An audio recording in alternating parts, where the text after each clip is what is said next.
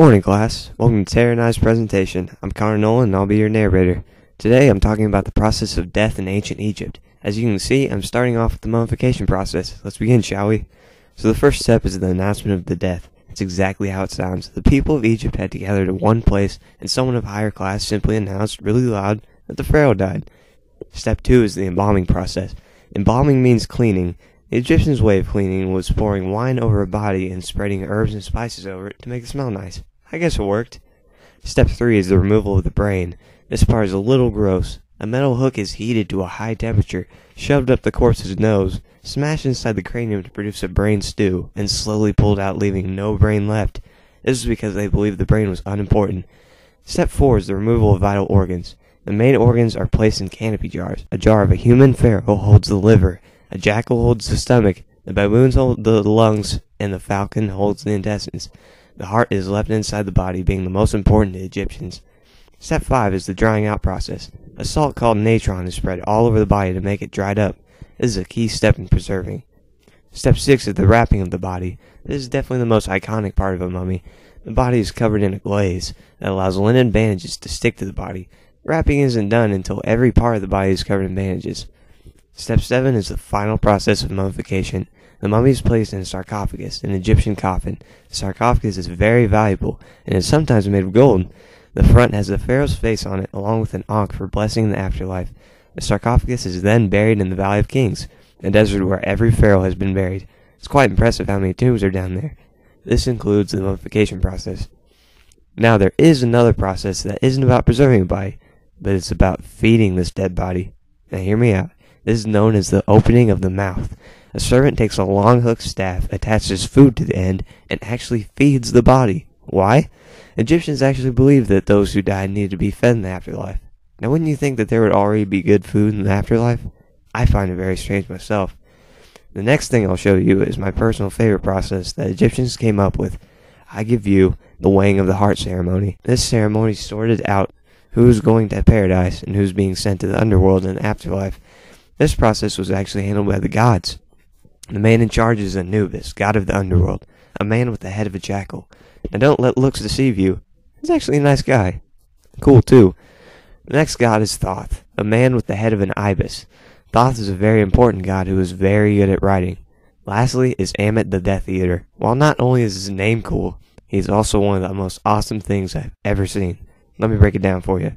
He has the head of a crocodile, the mane of a lion, the torso of a wildcat, I assume a cheetah, and the hind end of a hippo. Genius. Anyway, a scale weighs a heart and a feather. If the heart is actually lighter than the feather, then the deceased person heads to paradise. If the heart is heavier than the feather, then that means that the person wasn't good, and they are sadly going to the underworld. Anubis sits back and observes the process. Thoth records the results, and Ammit waits anxiously for his job.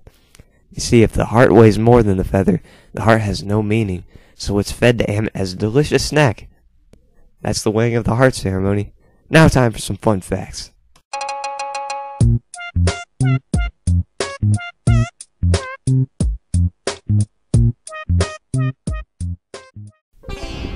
Both guys and girls wore eye makeup in Egypt. They believed that it protected them from eye ailments. They also thought it strengthened kids' eyes, prevented anyone from being cursed by the so-called evil eye, and apparently kept flies away. Seems legit.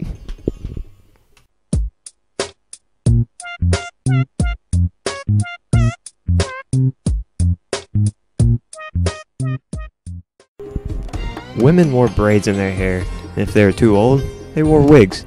This was basically a law. Women of upper class wore nice white dresses like this, while entertainers and women of lower class wore barely anything. Why? Simply put, Egyptian men just enjoyed naked women walking around. Now, men shave their heads as a sign of puberty. As you can see, this is a boy.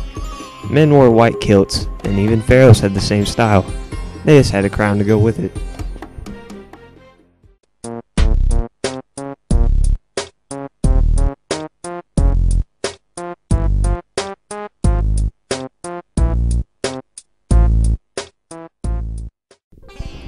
What did Egyptians do when they were bored?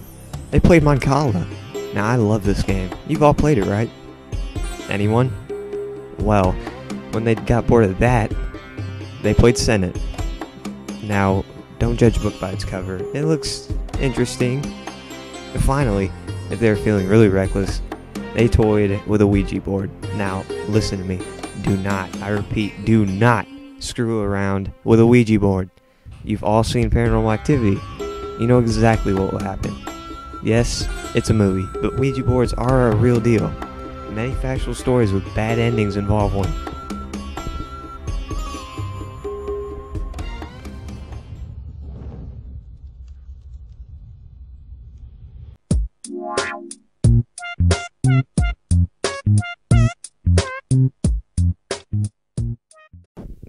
What is the Book of the Dead?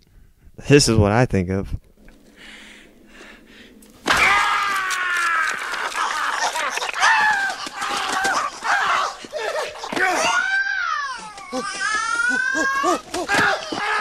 Now that is a Book of the Dead. Now this is how it was portrayed in the Army of Darkness. Obviously isn't the real one. Now the actual Book of the Dead looked like this. It resides in King Tut's tomb. It's said to cast evil spells on those in its presence. Lord Carnarvon, an explorer, passed this book while searching through Tut's tomb. He was then bit by a mosquito and died shortly after of malaria. Spooky, right? For my final segment, I'm going to talk about Cleopatra. She was one of the last rulers of Egypt who claimed to be the reincarnation of the goddess Isis, the lady with a throne on her head. Originally, Cleopatra ruled with her father, then her two brothers ruled alongside her, and because she wanted to be a sole ruler, she killed two of her brothers. Yeah. So, Cleopatra then started attracting Julius Caesar. They had kids, but didn't marry. Because of the kids and the love she provided, she got him to grant her more power over her throne. Now I ain't saying she a gold digger. Then Julius Caesar was assassinated. Cleopatra moved on though. So she met Mark Antony. No, not Mark Antony. Mark Antony, yeah. A great Roman leader.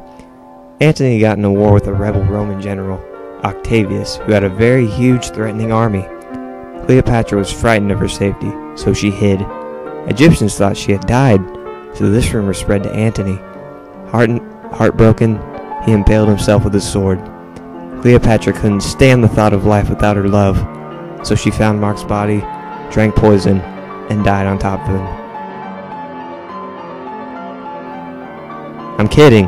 She became afraid that the Romans would make her a slave, so she found an asp, which is a poisonous snake, and made it bite her. The end.